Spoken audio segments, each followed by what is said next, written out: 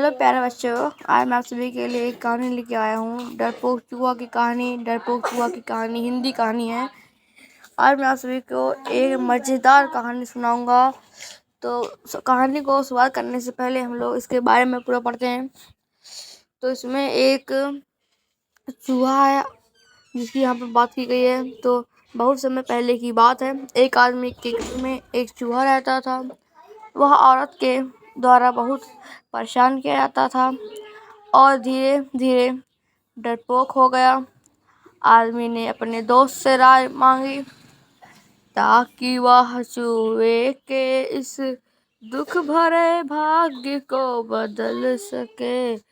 दोस्त ने सुझाव दिया, तू उस चूहे को एक बंद कमरे में बंद कर दे। वह अपनी डरावनी आवाज फैला नहीं पाएगा और इससे वह बहुत ही सीमित बन जाएगा। आदमी ने अपने दोस्त की बात मानी और चूहे की हकीकत नहीं समझते हुए उसे बंद कमरे में डाल दिया। चूहा अपनी आवाज़ फैला नहीं पा रहा था और इससे वह बहुत डर गया। उसकी आवाज़ बंद हो गई और वह आदमी के घर के आसपास ही रहने लगा। जीवन में खुशी मिल गई थी, लेकिन उसकी आदतें नहीं बदली थी। कुछ समय बाद चूहे ने फिर अपनी पुरानी आदतें धारण कर ली। उसने फिर से अपनी डरावनी आवाज फैलाना शुरू कर दिया और आदमी के घर परेशान हो गया। उसने वापस अपने दोस्त की सलाह मांगी और अब वह औरत से मुकाबला करने के लिए हो गया तैयार। दोस्त ने ऐसा कहा, तू उस चूहे को उसके अंदर के सभी डर को देखने की कोशिश कर। तू देखेगा कि वह चूहा से भी डरा हुआ है।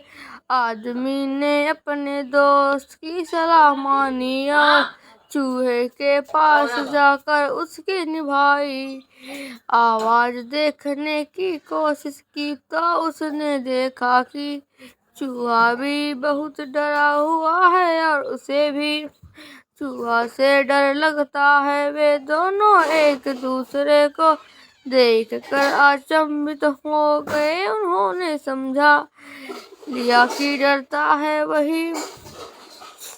अब बच्चों, आगे की जो कहानी है वो कहानी हम लोग कंटिन्यू करते हैं। जो डरता है, इस कहानी से हमें यह सीख मिलती है। जो डरता है, इस कहानी से हमें यह सीख मिलती है कि भय का सामना करने से हमें अपनी डरावनी आदतें का निर्माण करने और अपने आप में विश्वास करने की क्षमता मिलती है। डरपोक रहने के बजाय हमें अपनी क्षमताओं को और डरपोक रहने के बजाय हमें अपनी क्षमताओं और हिम्मत को विकसित करके अपने डर का सामना करना चाहिए। अपने डर का सामना करना चाहिए। अब यहाँ पर बच्चों कहानी का एंड होता है। Thank you.